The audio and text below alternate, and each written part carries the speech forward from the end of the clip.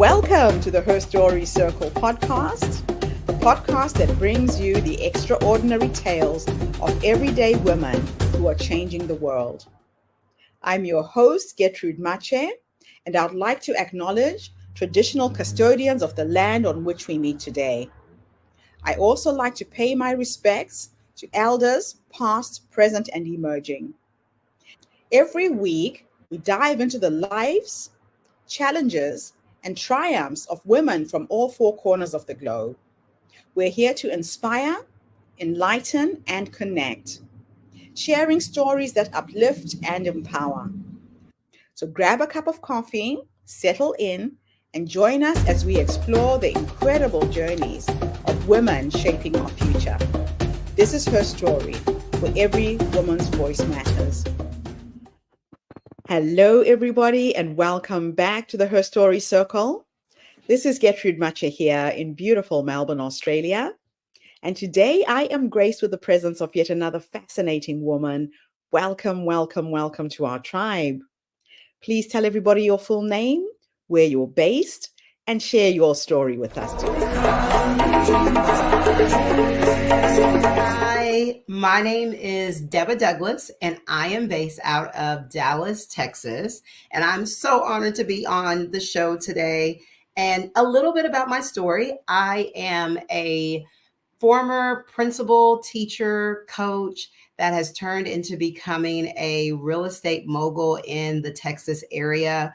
I was in education for over 16 years and decided that I wanted to try something different. I was getting to becoming burnt out in education and having a lot of mommy guilt because I had children. And so I decided to do my jump into real estate. My husband and I started by investing in real estate, by buying a couple of rental properties. I saw that that was very lucrative. So I decided that I was going to walk away from my education career and become a full-time agent. Little did I know that God had larger plans than just becoming an agent. Since then, I have been able to grow a team.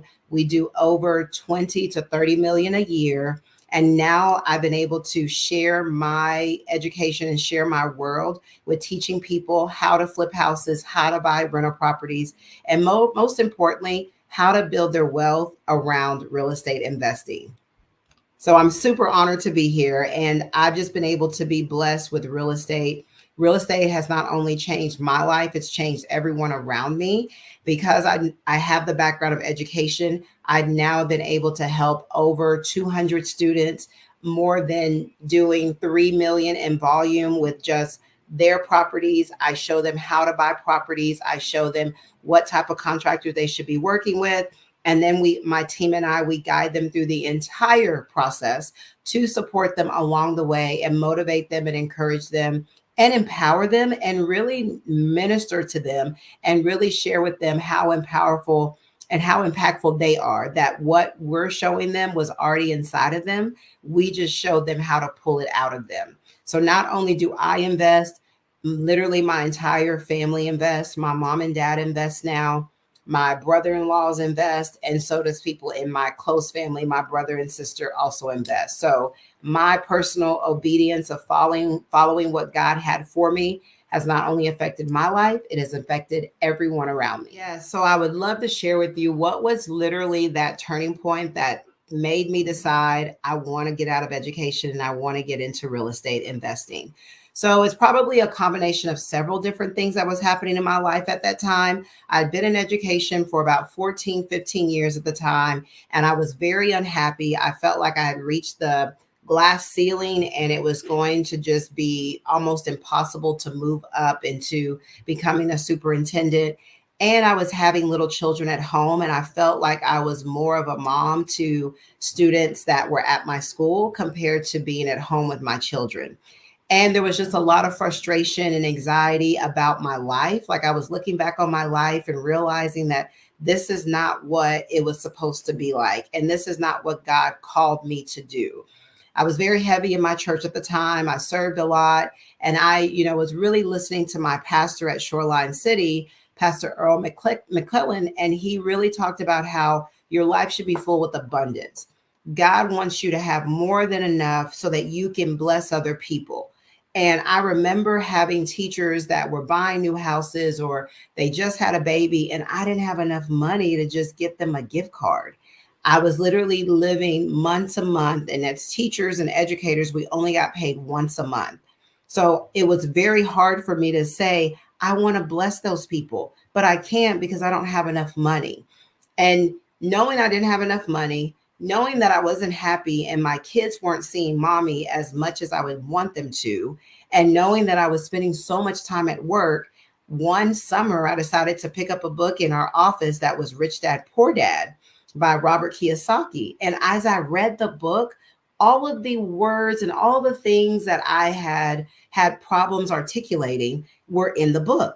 That I knew there was more out there. I know you didn't have to work as hard to make more money. You just had to work smarter and understand how money really works.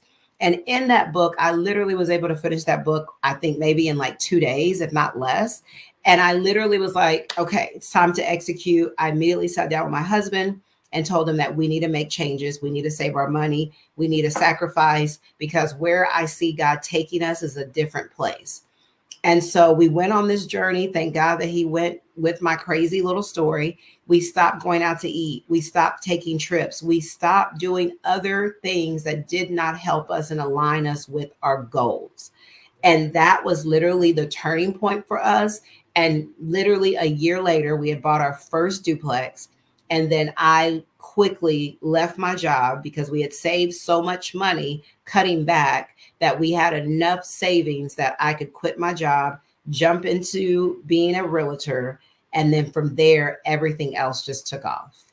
So let's talk about the challenges and the insecurities because it was very scary leaving a very stable job that I knew how much money I was getting paid. I went to college for over 6 years for this career. This was everything I ever wanted. And then to look in and say, I don't want this anymore. So mentally, I had to deal with that psychological thinking of you just need to be content. You just are not happy with anything. You're over ambitious, talking myself down and telling myself life is not that bad and it's okay to be where you are. And then dealing with telling friends and family that, hey, God told me that I need to quit my job. I need to try something different. And listening to them tell me why that sounded like such a crazy story, such a unrealistic goal. Like tons of realtors get into real estate and they literally are unsuccessful and they have to go back to a regular job after 5 years. And so I'm having to overcome my own personal challenges in my mind. I'm having to overcome the challenges of everybody around me. And it's not like they were saying it in a negative way. That's just based on their learning and what they were around. I mean, I can't knock them for that. But the blessing throughout all of this was I had a phenomenal husband that I think he saw the vision more than I even saw the vision. The vision was really blurry for me. I was just like, I hate my job. I know I'll bet on myself and I know I'll figure it out. But my husband was the encourager that kept blowing more confidence and more love and more motivation on me and telling me things that he sees in me that I didn't even see in myself. So one thing I will say is that challenge, that insecurity is those little small things, those small lies that you tell yourself.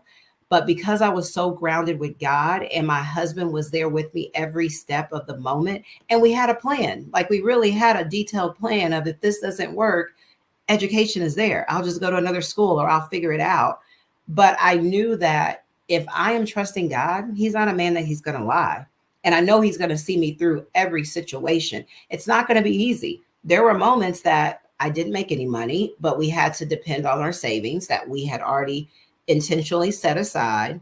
My husband was the breadwinner at that time when I used to be the breadwinner. So there's a lot of mental obstacles, but I just stayed fast on God's word. I was in my prayer. I was in my Bible. Any music that I was listening to, any podcast I was listening to was always positive. Deba, when I listen to your story, it's like music to my ears because, like you, I read Rich Dad Poor Dad when I first moved to New Zealand, right? This is 25 years ago when you could buy a house without a deposit. The reason why I invited you to come on this show is I love real estate. It is a liberator. It frees you. you can create a legacy for your children through real estate. Yes. What advice do you give somebody when they're starting out? Yeah. Yeah. Absolutely. I would say the best advice I can give to anyone starting out is you have to be liquid. And what I mean by that, you have to have some type of money because the market is not forgiving and the market doesn't care who you are. So Yes. having some type of money on the side, just in case, hey, if you're doing rentals, the tenant doesn't pay, you have something to cover yourself for at least 1 or 2 months while you're trying to replace that tenant. Another thing is when you are starting out, make sure the money that you're giving up to invest, whenever you're investing, that's literally using additional funds that you don't need for your month to month, covering your month to month bills. So investing is really like, I can cover my personal bills. This is extra money that I have set aside, and I want to watch that money grow. So you want to make sure you're not dabbling into your monthly payment money. The Mhm. other thing I want you to know, the other thing that's great to have is kind of like what you had, Gertrude. You had a mentor. Yeah. Find someone that is doing what you want to do and get connected with that person.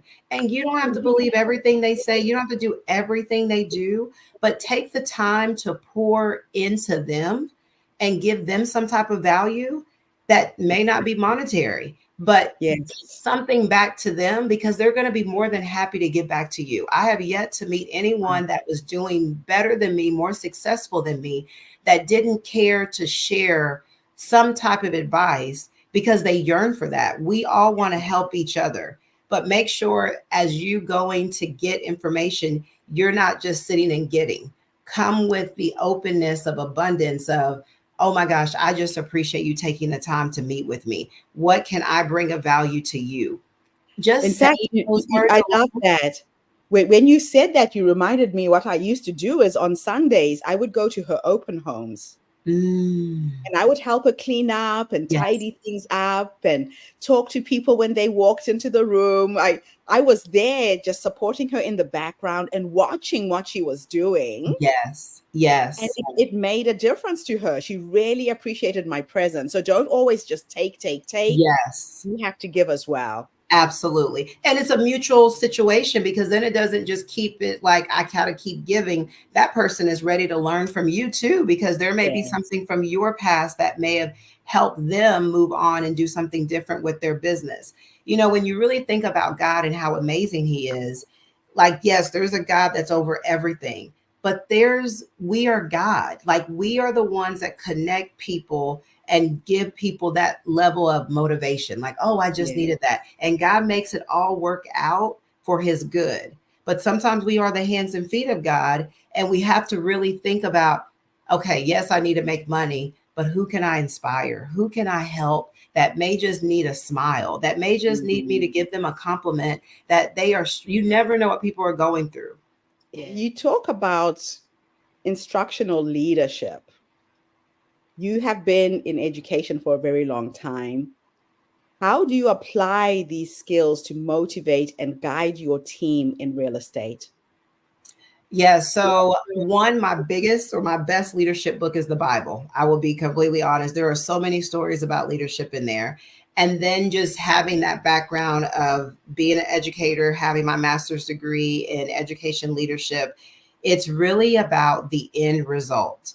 And it's really about how can I grow these people? And I'll be honest, where I don't have to do that work anymore. How can I Wow. grow them that they are fully aware, they're fully take ownership, and they Yes. understand that we are only successful because of what they do? And me making time to spend time with them and I listen. As a leader, I do less talking and I do more listening and Uh-huh. listening for cues of what's important to them. What do they always talk about? What do they always circle back to? And that's going to be something that I'm going to say, whatever we may have a hard conversation, I'm going to bring that up because that's their value and tap into that with their value. And really, Yes. as being a leader, I feel like I'm a servant leader where I focus on how can I serve them to be better leaders, and I can slowly step away from the front of everything. And I can Yes. slowly step away and you don't know who's the boss. I never want to be a person where you walk in and you immediately can tell who's the boss. You should know, because we're all owners of this whole setup and this whole program that we need each person to be successful. Mm-hmm. I love it. Now, tell us some of the challenges that you faced in real estate and how you managed to overcome them. Yes, I will say one of the challenges that I have faced is being a leader in real estate and growing a team. When I tell you, as soon as I was like, oh my gosh, I have so many leads, I need to get people on my team, I would just go around and say, you're an agent. Okay, join my team. You're an agent, join my team. Oh my gosh, it was probably the worst decision ever I could have ever done. So don't do that. If you are listening to me, please, please do not do that. Really vet the people that you bring onto your team, because those are the people you're going to be around. You are Yes. literally the reflection of who you are around. And if they're not go-getters, they're not ambition, they're not positive thinkers, whatever they instill in themselves will start becoming a stain on you. And Yeah. so one thing I had to really learn is overcome understanding that I'm the leader, showing up as the leader, which Yes. sometimes that means there are going to be corrections. There's things that I can't let slide. There's things that I have to bring to your attention. I'm going to celebrate you. I'm going to love you. I'm going to give you value, but I will correct you, because if I don't correct you, then it's going to be a detriment for you and it's going to be a detriment for my business. And Mm-hmm. so I will say I spend a lot more time giving clear expectations when I am bringing someone on. I set the tone very early of what I'm expecting, what the due diligence is going to look like. And I Yes. always do a probation period. And I always say, hey, it just may not work out. We may all be beautiful on paper on the resume and things may work out that we think will. But then we get in it 30 days in and we're just like, you know what? This isn't the place for me. Smart. And Yeah. that's okay. I want people that want to be here, that want to grow, and they really are passionate about real estate. I love it. So you work and you know how to write grants.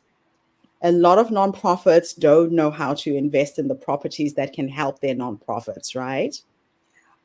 How does your skill benefit your real estate projects, particularly in securing funding or resources? Yes, I will tell you, when I first started doing real estate, I thought the hardest thing is finding money. That is probably the easiest thing, because there's money everywhere and people have tons of money sitting in the bank and they want someone that is an expert in real estate or whatever the trade may be to be the person that takes their money, makes more money for them, and they didn't have to do anything. So there's a lot of different resources and sources out there that you can get money. One Yeah. that I love the best is a private lender. That could be anyone like yourself. That could be a friend or family, someone that has money sitting in the bank and they're open to making anywhere from 12 to 10% annualized interest on their money. And Right. usually I may take their money for about 6 months. I may do one or two flips. And then from there, they have made over, I mean, sometimes they'll make up to like another $1,000 or $2,000 on their money.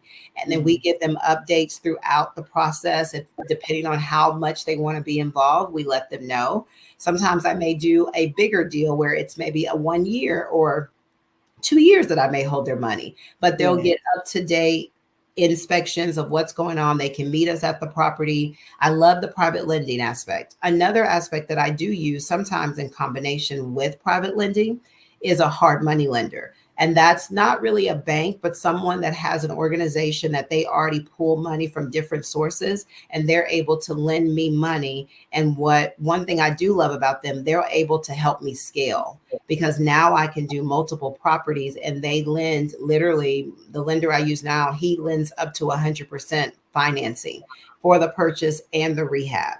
And that really helps because I'm only paying closing costs, which some properties can be as low as 7,000 and as Wow. high as 20 to 25,000. So that really helps me scale. And even in the past 5 years, I've been using private and hard money. My husband and I now own over 30 rental properties. We flip about 2 properties a year. I'm now into building houses that we turn into rentals.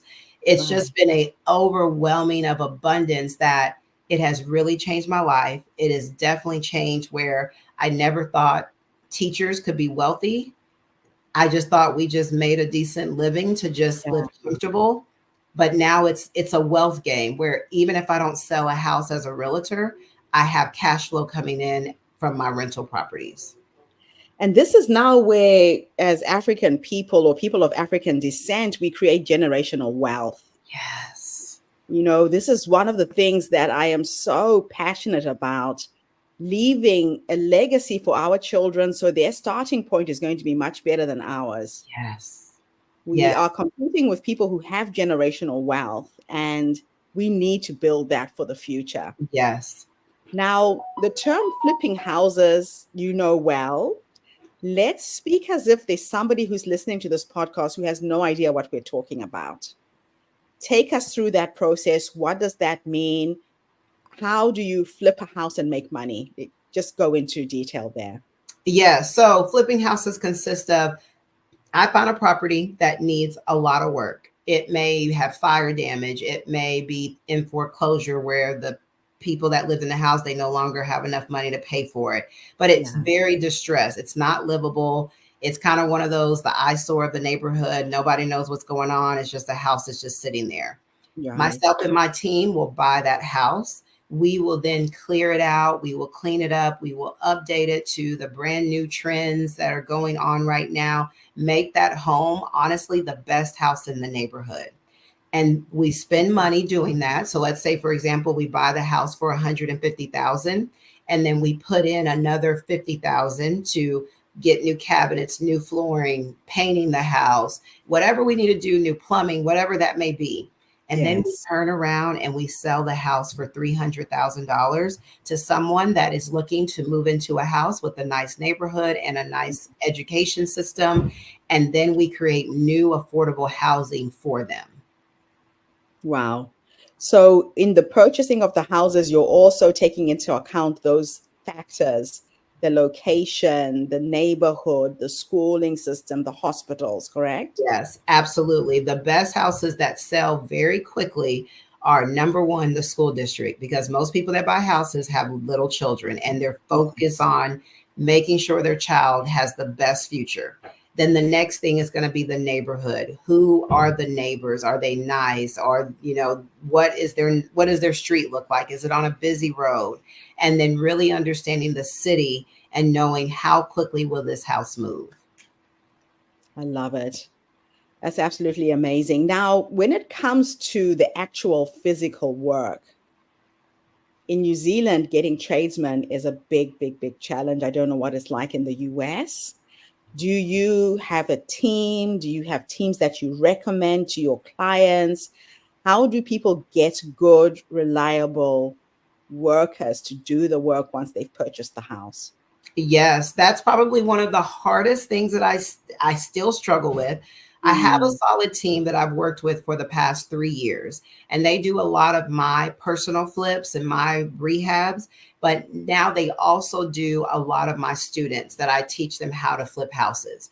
They are okay. very loyal, they're very dependable, and that's the biggest thing with finding trades. Are they going to show up day in and day out and do the work with quality? Yes. So I really try to build a positive relationship with them, treat them like family, treat them like people, because I am nothing without them. And I Yeah. need them to understand I value them, I appreciate them. They don't work for me. We kind of partner together because I need them just as much as they may need me.